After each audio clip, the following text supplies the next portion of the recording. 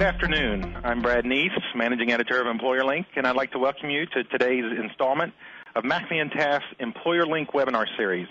This is our 9th webinar since we began this series last year, and the response has been very positive and better than we even expected. The webinars have drawn anywhere between 300 to 600 registrants, not only from Oklahoma, but quite a few states around the country, as far away as the East and West Coast, in fact. At least 9 states are represented here today, so we're excited about that. Another unexpected trend has been the participation of other law firms and service providers in the labor, employment, employee benefits, and HR arenas. And today's topic seems to be especially popular with the benefits industry, so we want to extend a warm welcome to those benefits consultants and providers that are out there this afternoon. Before we begin, allow me to point out a couple of things. This program has been approved for 1 hour of general recertification credit through the HR Certification Institute. If you pre-registered for HRCA credit, we will be sending out an email the next day or so with the program details that you'll need to claim that credit. Also, you should see a Q&A tab near the top of your presentation screen. That Q&A tab allows you to submit questions electronically throughout today's presentation. But I will tell you that since there is so much material to cover in this hour and we're going to have trouble staying within that hour, we will not have time to address those questions before the conclusion of the webinar. However, we will be posting answers to many of those frequently asked questions by early next week on this webinar's resources page, and we will provide a link to that resource page when we send out our follow-up survey email also in the next couple days. Please keep in mind as you submit those questions that we cannot answer case-specific questions. And as a note, as I mentioned before, that we have a lot of material to cover, and some of the best stuff in this webinar actually is towards the end, so we don't want to cut off prematurely. We will do everything we can to keep within the hour, but it's quite possible we will run over. So I want to give you that forewarning up front. So today's panelists include Charlie Plumb, who will be helping to moderate this discussion and adding his 2 cents on the employment side. Sorry about that. He is also the leader of McAfee Taft's Labor and Employment Group. Joining him is fellow McAfee Taft attorney Bill Freudenrich, who's a literal giant in the employee benefits field. And our guest panelist today is Todd Neaves, who is president of PremierSource, which is an employee benefits and risk management consulting firm. As you will see in today's presentation, PremierSource has been at the forefront of helping employers implement cost-saving strategies by digging deep into the plan details and claims data analysis to identify those areas which negatively impact plan performance. So we're excited to have him on board today. Today we'll be discussing how employers who are faced with continually spiraling healthcare costs can implement a simple and enforceable workplace wellness program that is affordable and that also navigates the regulatory minefield that can get us all in trouble. Charlie? Brad, thanks a lot. And I just want to echo what he said, and that is our goal today is to walk through with you from a very practical standpoint what makes sense both legally, something you can do legally as an employer, and what makes dollars and cents when it comes to wellness programs. We're getting a lot of questions about what's lawful and what's effective when it comes to wellness programs. And it's not just a cost savings. I mean, employers who are implementing wellness programs effectively are gaining cost savings, but they're also seeing better employee retention, better employee recruiting. There's a lot more to wellness than just saving money. But with that, let's get started and talk about what we see out there in the way of legal issues and what we see in the way of effective wellness programs. And it really starts with looking at what is a major issue when it comes to chronic conditions and deaths. And we see in the United States about 500,000 U.S. deaths each year are attributable to smoking, various things, heart disease, chronic obstructive pulmonary disease, cancer, and the like. And unfortunately, we live in a state which has a significantly high number of cigarette users. We're a third from a 2010 survey of all states with almost a quarter of our adults being cigarette users. So you're going to hear a lot in this presentation in the context of wellness about health and exercise, but also cigarette smoking, tobacco use, and cessation of those habits. Now, as a starting point, one thing we need to be cognizant about is the Oklahoma Smokers Protection Law. It's found in Title 40, and in a nutshell, what it says is we as employers cannot discriminate against employees who are smokers at the hiring stage, nor can we discriminate against them, existing employees, by firing them or disadvantaging them in terms of compensation, terms, and conditions of their employment because they are smokers. Now, we can prohibit employees from smoking our premises, but we can't make employment decisions, hiring, firing, and benefit issues under Oklahoma's law based on whether or not they are a smoker or a non-smoker. And there is a small exception to this when you have an instance in which you're covered by a collective bargaining agreement that may give you some limitations. But really, for purposes of our wellness discussion today, assume that Oklahoma's law provides for non-discrimination when it comes to smokers, when it comes to hiring or maintaining them as employees. Now, Bill, I've just talked a little bit about state law, Oklahoma law. We know that when you're dealing with benefits, and particularly health benefits issues, you move into the realm of federal law. Is that right? That is correct, Charlie.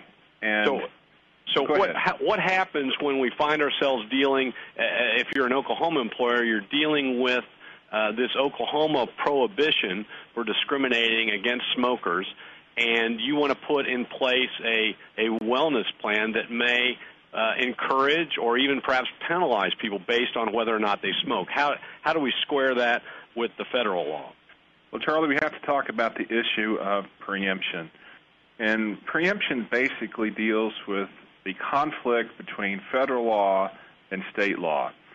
Well, federal law generally will trump or override any state laws. So in order to circumvent or override the Oklahoma Smoker Protection Law, we have to convert to the ERISA federal-based law. And the way we do that is we set a policy or a wellness program, and that has to be a written program that is then intertwined or an addendum to the health plan. If we connect the wellness program or the smoking incentives or disincentives to the health plan, we now have the federal-based law, and we circumvent that law. If you we trump the Oklahoma anti-discrimination law. Absolutely. But what I see from a practical standpoint, I see employers charging a surcharge for smoking, and they haven't properly put a policy in place that's connected to the health plan that accomplishes the goal of preemption.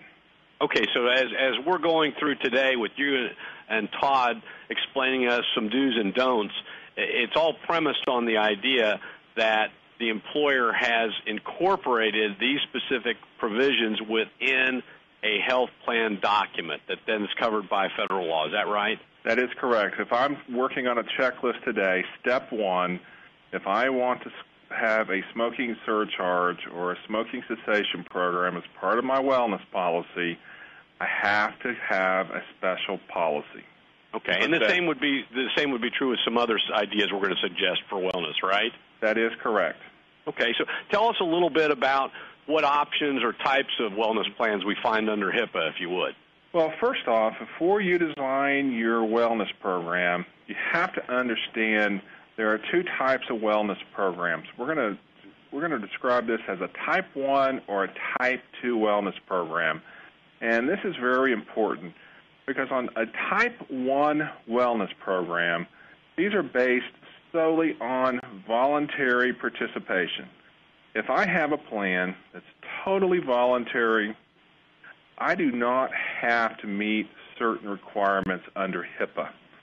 And basically, the type of programs are, if I participate in a lunch and learn, if I participate in a health risk assessment, if I participate in Weight Watchers, if it's totally voluntary, it's a Type 1 wellness program. And excuse me, I'm sorry. Well, what's key to this Type 1 wellness program, and you'll see the difference when I start talking about Type 2s, on a Type 1 wellness program, you don't have to meet the 5 requirements of a Type 2, and you can charge whatever you want to charge for participating in this type of program. Let me go to Type 2, and you'll see the difference, and I can talk to you about what's the difference of the two types of programs. Under a Type 2 wellness program, the reward is based on satisfying a health standard. Now, underline that issue, health standard. Wait, what do you mean by health standard? Well, health standard is I have to satisfy a condition. Examples are, if I have a body mass index of, say, 35, that basically makes me an obese person. And do you want to tell us what your BMI is? No, or you want to save that for later? Okay. I'll save that for later. Okay. Okay. But let's say I have a BMI of 35, and under my wellness program, I'm saying, okay, if you're going to be in this wellness program, if you start out at a 35, in order to receive the reduced premium, you're going to have a body mass index of 25. Or if I'm a smoker, we're saying, in our opinion, that smoking is a health standard. And if we're going to charge a surcharge or we're going to give an incentive for participating in a wellness program in order to cease smoking, that's a health standard. Now, there are many practitioners that say, no, smoking is not a health standard. Here's where we are different from a number of groups where we're saying, no, smoking is a health standard, and it's going to be a Type 2 wellness program. And we picked that up from the examples from the DOL regs. Now that I have a Type 2 wellness program instead of a Type 1, the Type 2, there are 5 requirements that have to be met in order to comply with HIPAA. Number 1 is the amount of the reward. This is key because the maximum surcharge or penalty is basically 20% of the COBRA rate for the cost of individual coverage. For example, if I have elected family coverage and I'm going to charge a penalty for smokers, is that 20% of the family rate, or is that 20% of the individual employee rate? It's 20% of the individual employee rate. The only exception is if you make the wellness program available to dependents, such as my spouse, then I can charge 20% of the individual rate to that spouse or that dependent also. But if I'm only allowing employees to participate in the wellness program, it can't be 20% of the family rate. And then again, it has to be a reasonable standard. For example, if my BMI is 35 and I'm telling someone that they have to get that BMI down from 35 to 20 in a 6-month period of time, that may not be a reasonable standard. Also, there's an annual qualification. For example, if I have a smoking cessation program that's a Type 2 wellness, now, I don't actually have to cease smoking to qualify. However, I have to go through the program at least once a year. Once a year, I get the chance to qualify. Now, I could go to that smoking cessation class, and I could sit through that class. I could actually smoke while I'm going through the class. As long as I'm participating and it's reasonable, that I'm meeting the requirements of a Type 2 program. Also, there has to be a reasonable alternative. For example, if that smoking cessation class that I've enrolled in or I made available to all of my participants, is only available at Tuesday nights at 7 o'clock. And at Tuesday night at 7 o'clock, I have some other job or some other commitment. I have to make reasonable alternatives available to my employees. And then also the last requirement is the annual disclosure of explaining the reward, how you qualify for the award. Okay? Bill, I got to tell you, the picture of you with your 35 BMI in that smoking cessation class, smoking in the smoking cessation class, is an image I will remember and treasure forever. Thank you, Charlie. Okay, now there is an ADA, an Americans with Disabilities Act component that we also need to be cognizant of when it comes to wellness. The Americans with Disabilities Act and the amendments to that act do not specifically speak to wellness, but the EEOC has issued a guidance and their interpretation. And the two things we need to keep in mind when we're talking about wellness programs in the context of the Americans with Disabilities Act is, number one, emphasize the voluntary aspect of it, that I have a decision to make whether I'm going to participate or not, and if I just choose not to participate, it's not going to adversely impact my employment or my opportunities. Number two, really take the broad view when it comes to wellness documents. These wellness documents, you may not think of them as medical documents, but they are. When you're talking about smoking cessation classes or exercise, err on the side of caution. Treat them all as medical documents, which under the ADA have to be maintained separately and confidentially. That's a good point, Charlie. Also, under the EEOC, they've challenged these incentive-based, non-voluntary wellness programs. Now, there's a case down in Florida, basically where the EEOC has lost that case, where one of the counties had a wellness program that wasn't voluntary, but it was a Type 2 program. So we're continuing to monitor the ADA's, the EEOC's position and the effect of the ADA on wellness programs. Now, flip to the next slide. We're going to talk about some common legal challenges. Now, one thing that you have to remember is if you are implementing a wellness program and you are trying to maintain your grandfather status under health care reform, you remember that the maximum increase that a participant pays as a percentage of the total premiums cannot exceed 5%. For example, if the employee portion that they pay is, say, 25%, and I put a Type 2 wellness program in place, and I'm charging a smoking surcharge, and if I do the maximum 20% of the individual COBRA rate, there's a good chance that that 25% percentage is going to be increased past the 30% percentage, and then I could lose my grandfather status. The other things you have to be aware of, again, we're following the EEOC's opinion on the ADA requirements, and then we still have the Oklahoma smoker protection laws. I think there's 17 states that actually have smoker protection laws. Now, again, the problem employers run into is they may jump into the smoker cessation program, but they've failed to address it and include it within their federally governed health plan, correct? That is correct. Okay. Now, people come to me and they say, okay, we have an opinion from another law firm that says the smoking cessation or the smoking surcharge is a Type 1 wellness program and not a Type 2. And I'm saying, well, we wish we had more guidance, but at this point in time, we're saying it's a Type 2 program. And if you look at the penalties that are charged under violation of the Patient Protection Affordable Care Act, we have tiers A through D.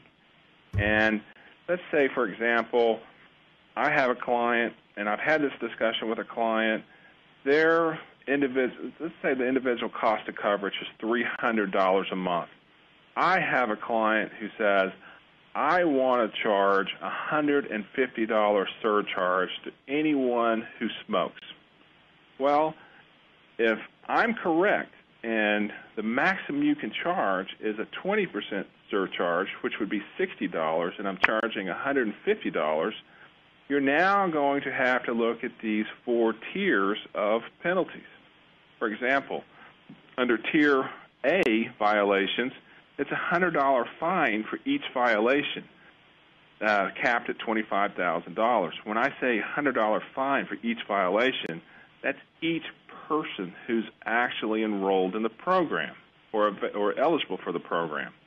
Now, you're talking about penalties that employers have to pay. This is the employer penalty. Right. Now, in order to qualify for a Type A violation, you'd have to say, well, I didn't realize that there was this special rule under HIPAA, and have to actually convince somebody that you're correct. I didn't know that I was limited to 20%. Type B is, it's a reasonable cause. And again, that's $1,000 for each violation, not to exceed $100,000. And under a reasonable cause, it's say, okay, I have a legal opinion from law firm B that says no, smoking is a type 2 program, and I reasonably relied on that opinion. That would probably fall under a Tier B violation. Tier C violation is, well, my same example under smoking is I've got a number of opinions that say this is a Type 2 wellness program. I'm going to totally disregard those opinions.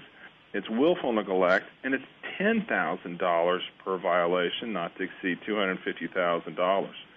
Now, willful on Type D is that's willful neglect, and you've been fined, you've been notified, and you still don't correct it, and that's going to be the $50,000 fine for each violation, not to exceed $1.5 million. So, again, that's why you want to follow the rules under Type 1 or Type 2 so you can avoid these penalties. Now, Todd, now that we've talked about legalities, I'm going to turn it over to Todd, and he can actually talk about how you're going to actually design one of these programs.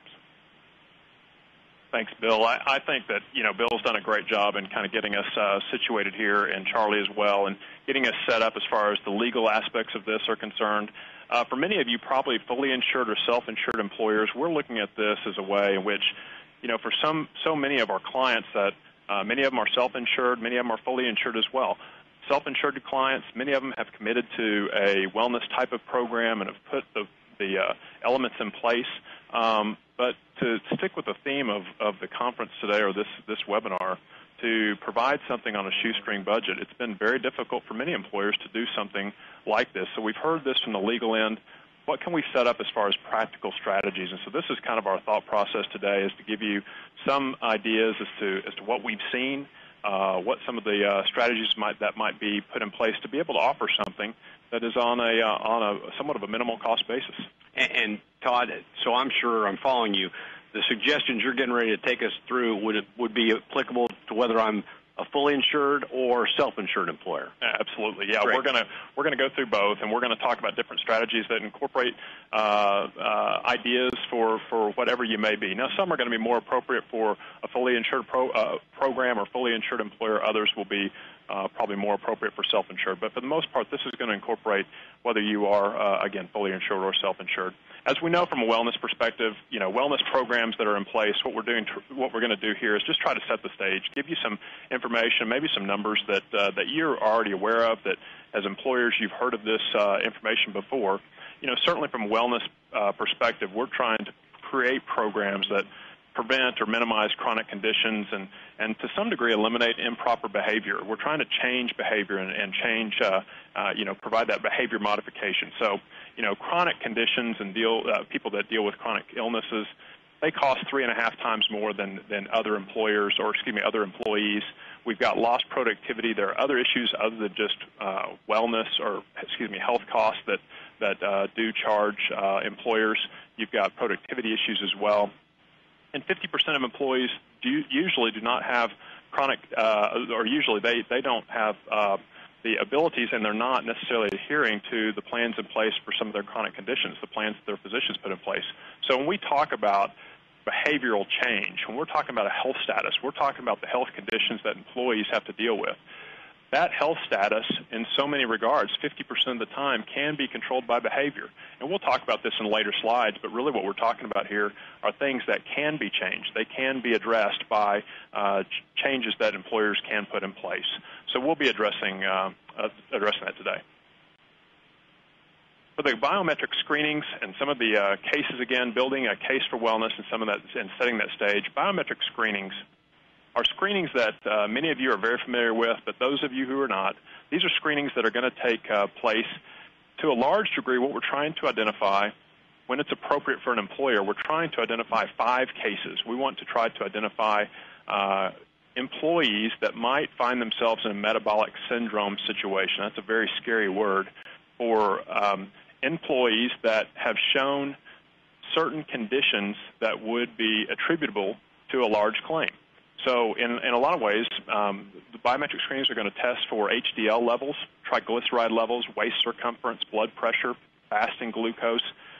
When an employee hits three of these 5 conditions at a certain level, they are more, in a situation, they are more likely to incur chronic conditions. And these are conditions, again, these are things that we can change, that we can put in place that can change conditions. A lot of what we have to deal with are situations like type 1 and type 2 diabetes. We see that quite a bit.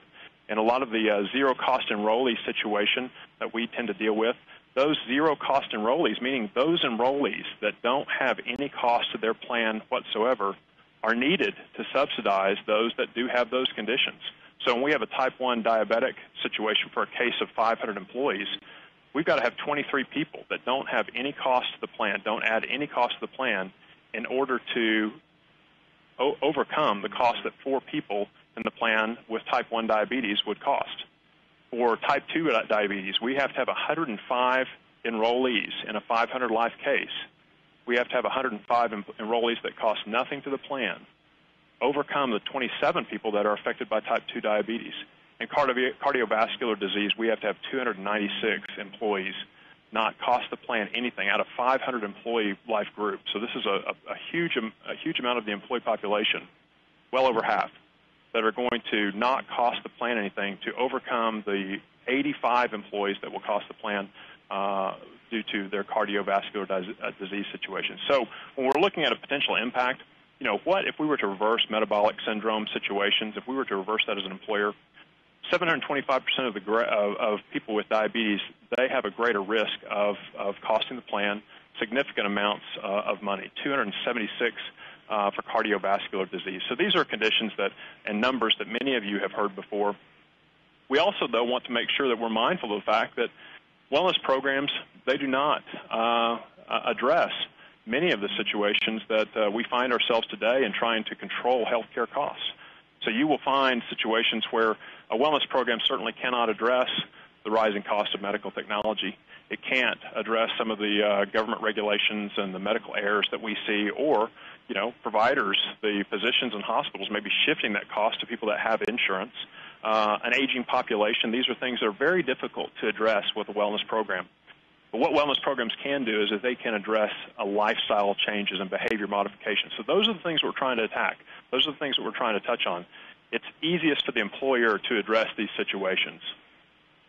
So really when we set the stage on, why? Why do we need to do this? We have had employers, we've had significant employers that have had wellness programs in place that have asked the question of ROI. We've had one here recently, an employer that has had a wellness program in place for 4 years. He's constantly addressing the issue of ROI. And when you talk about ROI, return on investment, what do you mean by ROI when it comes to wellness or health costs, conceptually? Sure.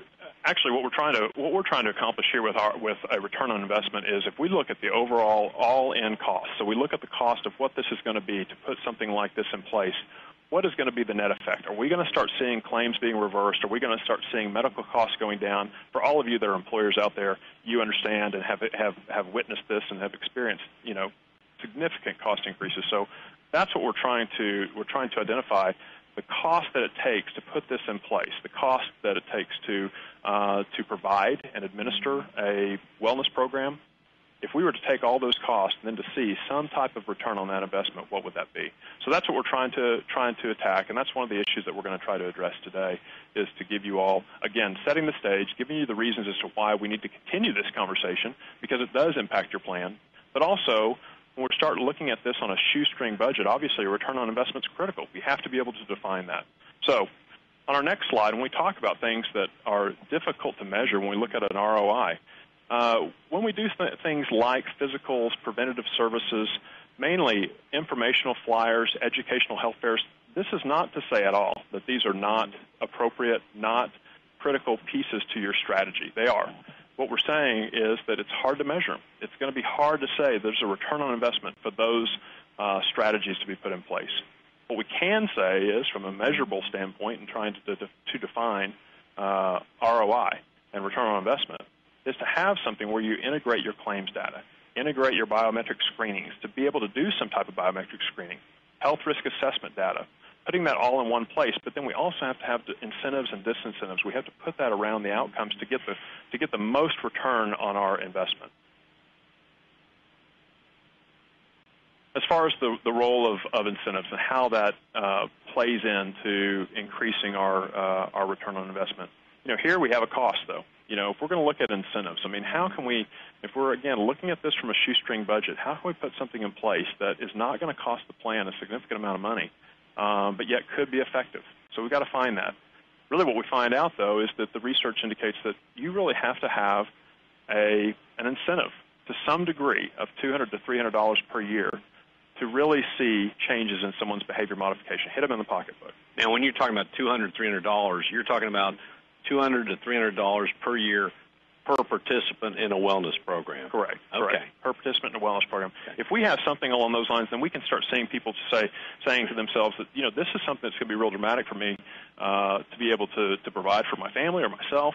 So I want to be able to try to obtain those numbers. Sometimes when we have certain things in place, and we'll talk about this here in a second, they're not going to be necessarily as impactful.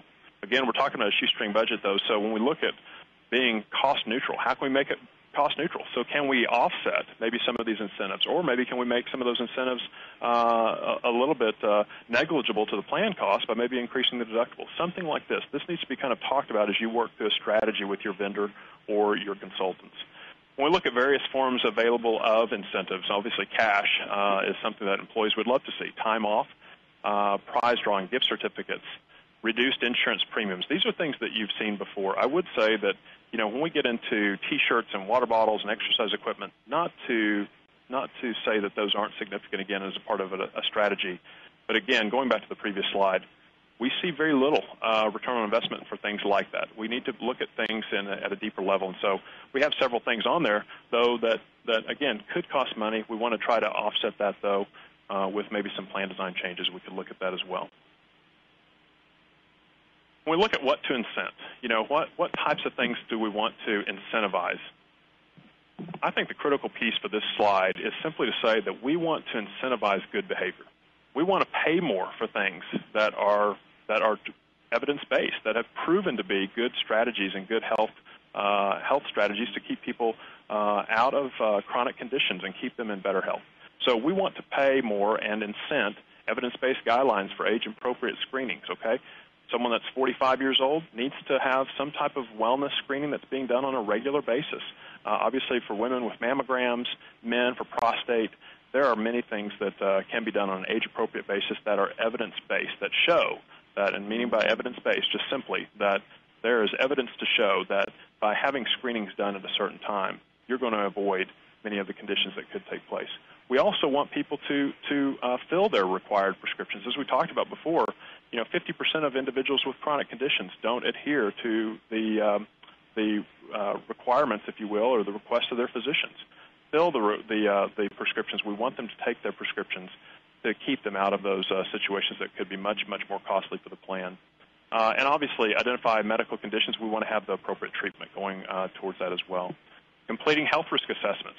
Doing the biometric screenings. These are things, as Bill talked about, those participation-based situations that we want to incentivize for employees to get those done.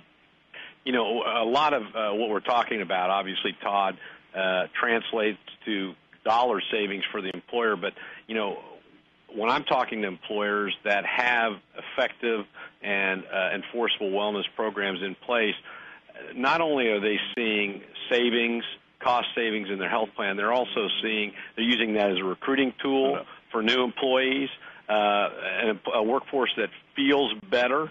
Obviously, less absences, more productive, but also they say you can't put a dollar figure on this sometimes, but they swear that it improves employee retention and overall morale. I mean, do you see that? That sometimes gets lost in the shuffle. Yeah, that's certainly going to be an issue that's hard to define and very difficult to define from a return on investment perspective. But at the same time, what I would say as it relates certainly to this webinar, to say that we have a shoestring budget as an employer, but yet, to Charlie's point, no question do we see employers that have these types of situations pop up that see great benefits outside of just the cost itself, great benefits to the productivity of the plan, and to see them to be very valuable. So now as an employer, you might be looking at a situation where you're thinking, how do we employ something like this? How do we put this in place without costing the plan a tremendous amount of money? Because other employers are doing it too, and employees do see great benefits of it from an intangible perspective, without question. On the next slide, we want to look at some type of actual example. So when we look at a plan for a client of ours, this is a fully insured client, and we'll get into one of the strategies that they put in place. These are the goals that they had in place for themselves, to reduce tobacco use. That was critical for this particular employer. This, again, is a fully insured employer. So for those of you that are fully insured, you might see great value in this particular plan. Now, this example we're getting ready to go through, Todd, is this an instance in which the wellness program, just through this example, was limited to the employee, or did it also bring in the dependents as well? Yeah, this particular plan was limited to the employees. There can be other plans that certainly, and it depends on the level of what expenses the employer wants to go to. So, this is a way in which there could be some minimal expense for this one particular employer, minimal expense, but yet great value.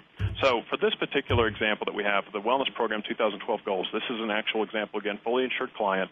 This goal was, the first goal, reduce tobacco use, which speaks to Bill and Charlie's points earlier.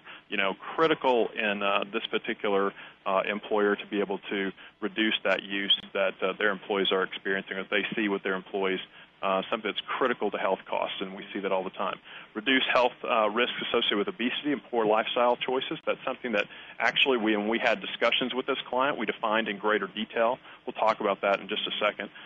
Improved health outcomes with early detection. So we want to incentivize employees getting the type of care that they need. We want to incentivize them to move into areas where they're getting the care.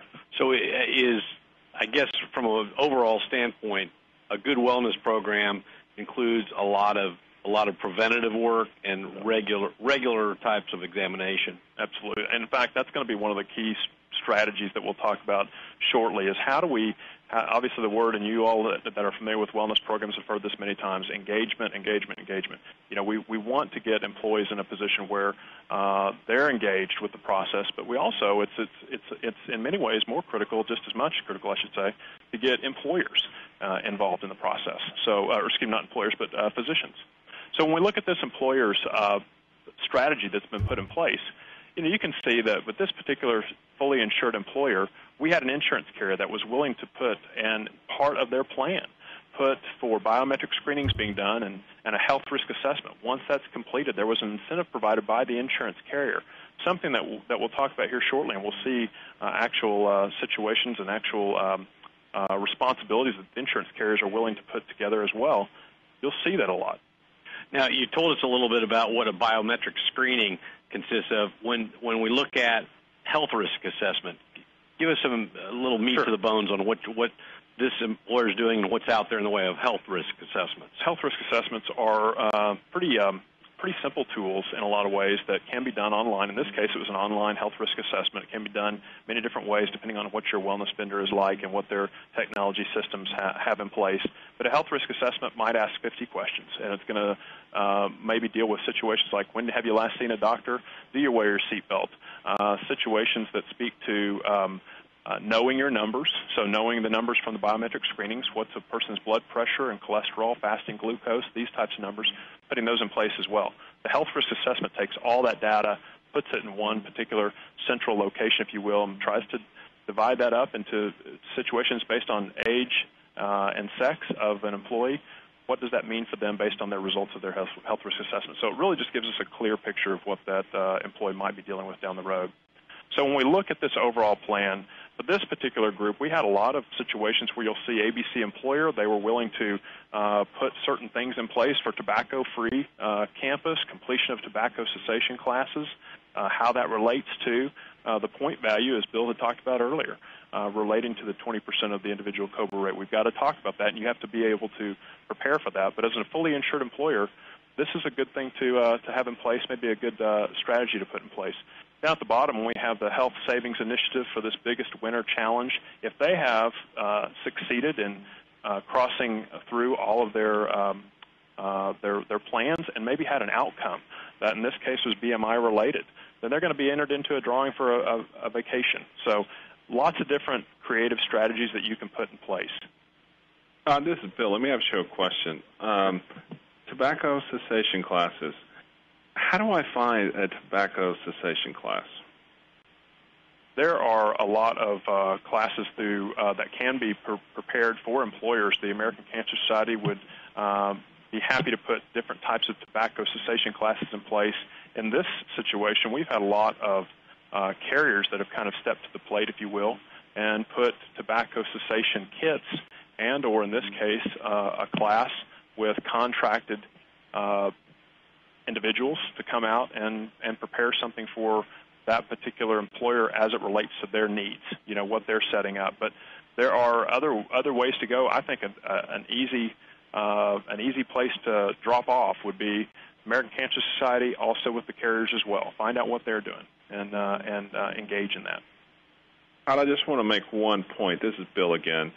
When we go to the tobacco-free or the completion of the tobacco cessation classes, now those are going to qualify as, in our opinion, as Type 2 wellness programs. And remember, when you're assigning points that's going to give you a discount on your premiums, that those points cannot equate back to a surcharge or a reduction that's going to be greater than 20% of the COBRA rate. Absolutely, great point. When we get to this particular program tracking, so basically if these qualifications have been met by the employee, this particular employer looked at doing this on a carrot basis, you know, the carrot and stick, proverbial carrot and stick that we have in place. This is going to be a premium reduction. So when these particular points are accumulated for this particular employer, here's what the premium reduction might look like on a monthly basis. But again, from the employer's perspective, they're looking at it as spending money in the right areas.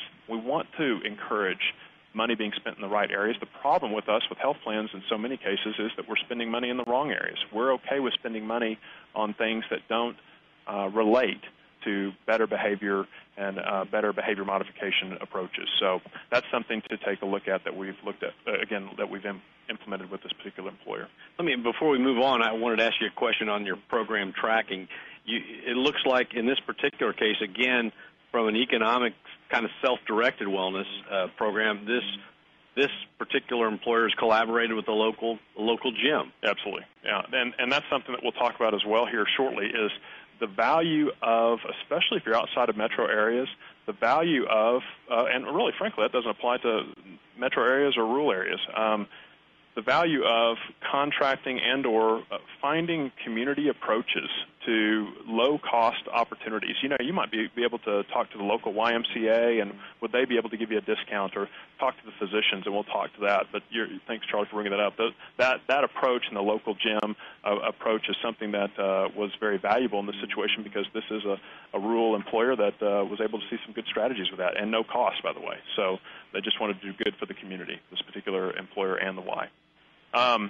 When we get to the information, from data then to actionable information, I think something that's very critical here is, from our standpoint, and this is something that we provide at PremierSource. We look at this as an overall approach. I won't spend necessarily much time on this particular slide, but we want to look at this as an all-encompassing approach, taking the eligibility and payroll data, the productivity data. What data may we have on productivity levels for particular employers? We want to take the claims data. We want to take biometric screenings, lab values, health risk assessments, and wellness data that might be pulled, again, from those HRAs. We want to take that data, incorporate it into one particular system, so then we can start stratifying the employees that are in those different situations, move them into other areas. As far as best practices, we want to start taking a look at, for all of you that are looking at different strategies, we want to look at maybe, if you are looking at putting something in place, what are those vendors? What maybe would be some good requirements that you could talk to the vendors about? And when you talk about wellness vendors, what do you mean? Can you give us some examples of a wellness vendor? Sure. We have wellness vendors, certainly. We've got quite a few, and this is something we'll talk about here shortly, but the insurance carriers are certainly coming up with a lot of wellness initiatives and strategies. They've done an outstanding job of putting wellness plans in place and making that a part of their overall structure. No longer are we talking about just health insurance anymore and indemnifying a cost that you might have on a health medical side. We're now talking about these companies becoming more healthcare oriented, to where they're providing lots of wellness programs, and we'll talk about that here shortly. Vivere is another company that we have used, Total Wellness. These are wellness vendors that have actually the plans in place and the administration in place to make sure that biometric screenings are done, we're getting the appropriate results. But things that we want to make sure that you all are aware of as you might be setting something like this up from a wellness vendor standpoint. Best practices. Make sure that organization aligns with your goals. All right, make sure that whatever you're trying to accomplish, that they're well-defined, that organization that you're wanting to partner with is aligned with your goals. I think the critical thing here, as you'll see in several of these points, we want to make sure that the information is available, that you get data. We want to consistently, quarterly, meet with the vendors. We want to have data that you can review that is measurable strategic plans, that you can put something in place with that vendor. They'll hold you accountable to that process. So detailed reporting of outcomes as well. So being able to have that information we think is critical. Have a system that's in place that works for what your needs are as an employer. If you're very technologically oriented, we would hope that wellness vendor that you might partner with is someone that can meet your needs when it comes to technology, to be able to give you the data that you need. To find that greatest ROI within the wellness practices and being able to have best practices, we feel like it's important, and this is something you can go back to talk to wellness vendors about. We feel it's important to be able to have that risk stratification piece in place with any wellness vendor that you're talking to. Do they provide biometric screenings? We talked about the effects of biometric screenings and how important that is. Do they provide health risk assessments? Most of them do. I don't know of any that frankly don't. But do they provide health risk assessments? Can that claims data, health risk assessment data, and biometric screening data all be brought into one bucket, if you will, and then be able to determine those high-risk employees from that data that's available? So many times when you're looking at something, again, going back to on a shoestring budget, many times people will look at just that biometric screening data, or if you're even doing that, they might just look at just that health risk assessment data. We feel that you're missing so much of the claims of that individual and then what that individual might be experiencing. Health risk assessment data is really just as good as the information that's being inputted by the employee. So whether or not it's good data, reliable data, frankly, still is yet to be determined. But the claims data, we can take that information with the biometric screenings and health risk assessment data, put that all in one central location to be able to really find those high-risk individuals. Technology. You have to have technology in place to, again, be able to have the reports that you need, measure, monitor, and manage the results that are available, and a comprehensive engagement strategy. That is something that we feel is absolutely critical that you'll need to discuss and make sure that you have something in place.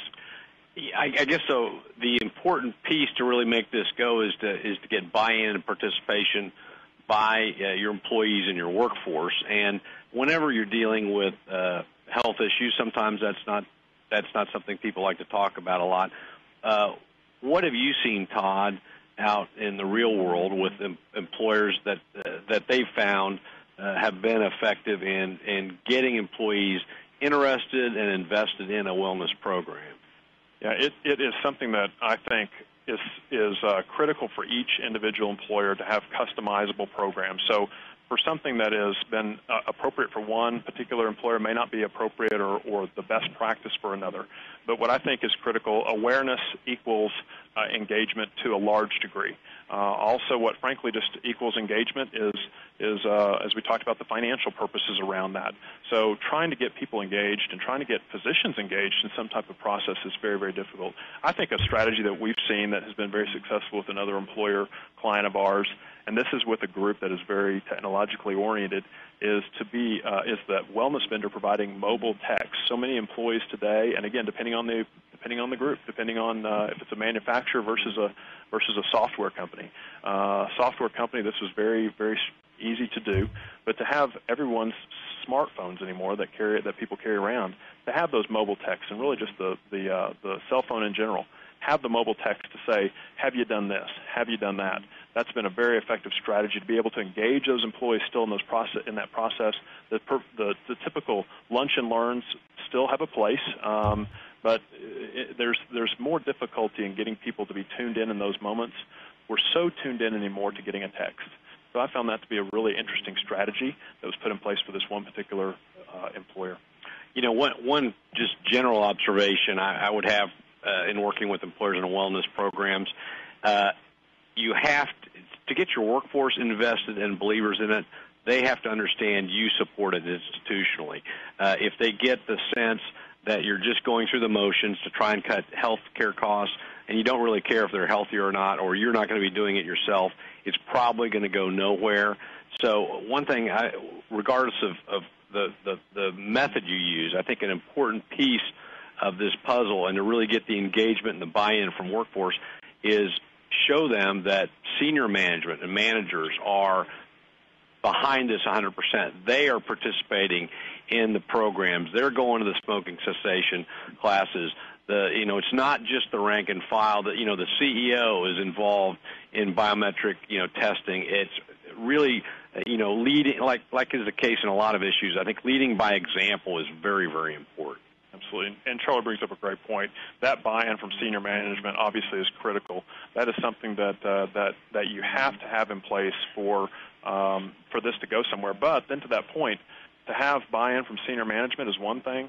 I think this is going to sound soft in a way, but you almost have to make this fun. It needs to be seen as something that, to have senior management have a plan in place. Some employees they're a little reticent to senior management putting something in place because it's looked at as just a cost-saving measure versus something that is and could be just the attitude, the way it's presented, I think is going to go a long way in how this is received by the employee population. Instead of it being looked at as a damning situation of our health care costs are going up, so therefore we have to implement this. We look at it in a way in which the employees really see we're trying to take care of what we consider as an employer our best asset, which is our employees. We want to make sure that you, as an employee, are in a wonderful situation here. We want to do things that are appropriate to you. And again, it's a recruitment and retention tool, as Charlie spoke about earlier. So depending on how that message is communicated will go a long way in where it goes from here. And I look forward to you explaining how you intend to make a prostate testing fun and make that I'll look forward to that. That's probably a later slide, though. I have no response at this point in time. That part I don't think would necessarily be the fun part. But we'll certainly communicate in such a way that will make it as fun as possible for all of you out there. Carrier options. This is something I think is very important. So when we talk again, I know I keep saying this, but when we talk about providing a wellness program on a shoestring budget, what many of you that are fully insured may not realize is you have a wellness plan in place right now. You have the components in place right now to provide a really pretty comprehensive and all-encompassing wellness plan. So I've just given a few several carriers that I know of, and what they're doing, and just some of the ideas that are around this. Now you'll find, I know that Blue Cross Blue Shield locally here in Oklahoma, Blue Cross Blue Shield is going to be rolling out a lot of new initiatives come January 1 of 2013. They're building that out right now. But for the issues that are in place right now, certainly having some type of smoking cessation, weight management, a lot of these carriers, you'll see, you'll have a lot of discounts that are available to you. United Healthcare has done quite a bit of work in regards to providing biometric screenings for their clients and the health risk assessments, and then providing an incentive with those that complete that. Telephone and online coaching. You'll see certainly gift cards, again, for people that, depending on the employer, those could be very effective strategies to get people to attend a biometric screening and to do the processes to make that successful. Aetna has a $50 credit to the deductible and health reimbursement arrangement. Online health coaches as well. See a lot of discounts again, too. So this type of situation is something that I think is so many times forgotten. And as fully insured employers, I think it's important for you all to understand that that's available to you. Obviously, this is not exclusive, just some examples. But, right. I mean, your point is, I think, we may be sitting there with a fully insured plan and don't realize all we need to do is pick up the phone or send an email to our carrier, and we may have something in place that we can get up and running pretty quickly. Yeah, absolutely. And I think that what's important is either yourself or your consultant, engage with these carriers. Find out what strategies are available. These are just some helpful hints that are available to each of you. These would be things that you could engage with the carriers on providing. But again, make sure that it is workable for what you're trying to accomplish, and that's where there needs to be a strategy in place. It's one thing to call a carrier and say, hey, give me my gift cards, or I want to have something in place for my biometric screenings. I would suggest putting a strategy in place first. Find out what your overall goals are, and then have that carrier at the table with you. Make sure that those decisions are being made with that carrier so they can find ways in which they can put something in place that is most appropriate for you. So, but they're available to you, and it's something that I think would be very important for everyone to know that it is. And again, as we talked about, you have these things in place right now. Many people just don't engage in them. All right, so when we get to the what can you do, so now I think we're getting to the place where really we can start defining low-cost strategies and maybe, to some degree, no-cost strategies. Some of these are going to be relatively new and things that are a little bit different, a little bit outside the box. We look at particular strategies in place here as far as utilizing the preventative benefit. We just talked about working with the carriers. Well, what many people don't realize, again, when we start looking at this with the employer's perspective, we talk about engaging, and you'll see that down there, engage. How do we get the employees engaged? Utilize the preventative benefit that those carriers have in place for you. There's a company called Total Wellness that runs the biometric screening claim through your through your preventative benefit for your fully insured carriers. You can do it self-insured as well. It's most effective for fully insured carriers. Fully insured, for those of you who are fully insured, it's hard to define when this is going to impact you because you don't see that immediately. You don't see those immediate results in your claims numbers like a self-insured employer would. Fully insured employers, you're really at the whim of the claims in a lot of ways, or at your premium. So a company like Total Wellness that can run that biometric screening cost through your preventative benefit, it's something that the carriers have already underwritten for. You have it in place. You have other strategies in place that we just talked about in the previous slide with the carriers. So there's a benefit right there to be able to have that biometric screening done with little or no cost, especially a hardline cost that's available to you right now. If you're an organization that writes grants or can write grants, have any grant writing opportunities, this might be a way. Have someone write a grant to a foundation, just indicating that you're trying to improve the health of your employees. This is not a fully insured or self-insured strategy. It could be either one. But you're trying to find ways to provide for your employees, and sometimes you might find some foundations that are very willing to see the value and what that could do for a community by providing a grant to you as an organization. So kind of an interesting strategy that you might want to think about.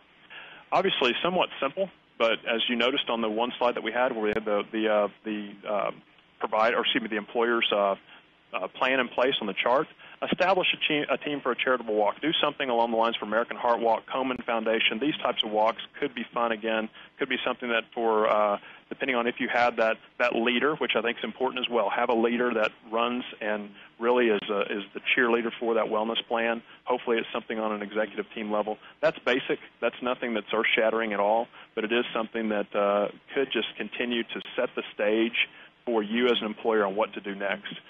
The awareness piece, again, we talked about awareness equaling engagement. Something that I think is important is sometimes we don't talk about stress and areas that stress provides or contributes to our health costs. When we look at this from a financial end, you can talk to, again, this is doing lunch and learns, but you can talk to local physicians. They would love to come out and do a free lunch and learn. The banks would love to come out and talk to someone about financial planning or talk to someone about, just providing somewhat of a lunch and learn course.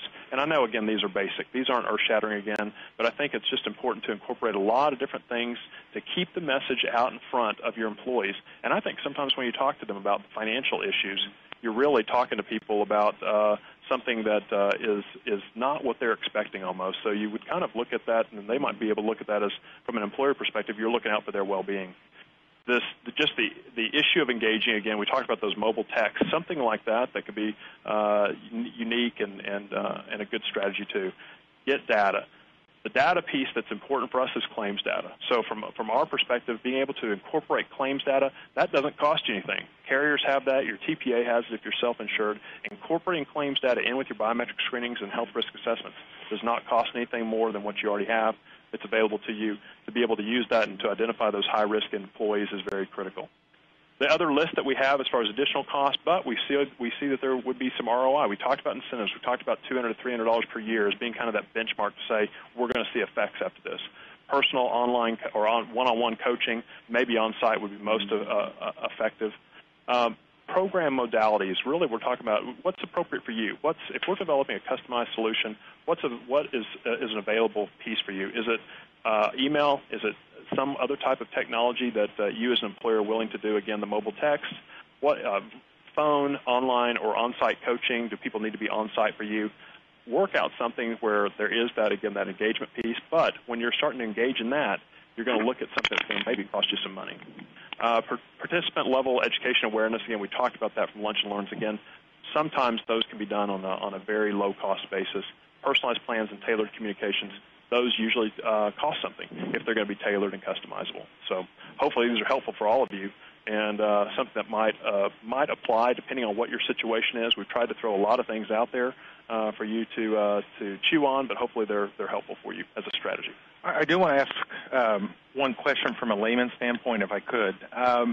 Do you ever run into an issue where employees may be concerned about privacy or intrusion of information, that they're getting all this health information, and can it be used against them in some way? And then if you do, how do you combat that? That is the most common concern that we have.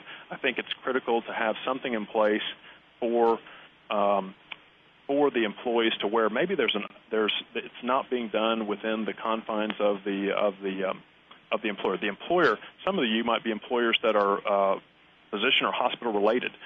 Having someone within your own facility that provides that type of service or can do that kind of service, although it might be a cost saver, you might have some real difficulties with employees understanding that information is staying in a secure place. Having an outside vendor come in and do that is critical. I think it's an important piece to that puzzle. For those of you who are not, that question still comes up quite a bit. How do we handle this information appropriately and not something that is given away, or that there are employment decisions that are made from that? Charlie and Bill can certainly speak to that. I think from our end of it, I think that the day and time of worrying too much about the feelings of one employee as it relates to the effects of the overall population or overall healthcare costs needs to go by the wayside. I think we need to be looking at this from a perspective of making sure all your firewalls are in place to make sure everything is protected, but to truly look at this as to where we're not worrying about what that's being done when you've done the appropriate steps and put those in place for firewalls. And I think from a legal standpoint, the way you pull that off and you address the concerns you're talking about, Brad, is at the rollout and at the education stage, and really stressing this is aimed at improving the health of our workforce and their families, and explaining we're sensitive to those concerns of confidentiality, and we're going to respect that, and it's not going to play a role in employment decisions. We may be benefiting from also at this time, there's a lot of media out there, a lot of talk, a lot of employers that are looking at or already implementing wellness. So I think some of those concerns are not going to go away entirely, but they're more reduced when wellness is the norm, and I think that's the direction we're going. Well, that's good stuff, and we've obviously run over a little bit and tried to pack a lot of information. I hope you all found it as interesting and helpful as I did. Before we close, I want to quickly remind you of a couple things. As I mentioned before, you'll be getting a follow-up survey sometime in the next couple days, and we really do want to hear from you and get your feedback on what you liked, what you may have not liked, as well as what topics you might want to hear about in the future. At the conclusion of that survey, you will be linked directly to the webinar resources page that will include answers for some of the frequently asked questions that were submitted throughout the presentation today. Also, an archived version of this webinar will be available by the end of the day on our website in case you missed any part of today's presentation, or because of the amount of information that was presented, if you want to go back and listen to it again and glean some more info. As always, you are more than welcome to share it with someone else who you believe might also benefit from this information. You may have already seen this on our Employer Link website, but I wanted to let everyone know about another webinar coming up on June 13th. This one will focus on a recent official memorandum issued by OSHA that has created quite a bit of buzz amongst employers in recent days. If OSHA's intent was to aim a shot to kill safety incentive programs, that may have hit the bullseye with this memo. McAfee Taft attorneys Roberta Fields, Chris Paul, and Nathan Watley will review the safety programs and policies that have been targeted in this OSHA memo, and they will discuss the likely impact it will have on employer safety programs, as well as provide practical tips for improving workplace safety while avoiding undue government scrutiny.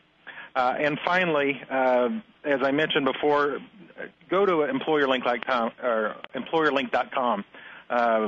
That is our dedicated employment employee benefits website, and it's updated several times a week with the latest news and commentary about regulatory developments, trends in enforcement, agency actions, and issues affecting employers and the workplace.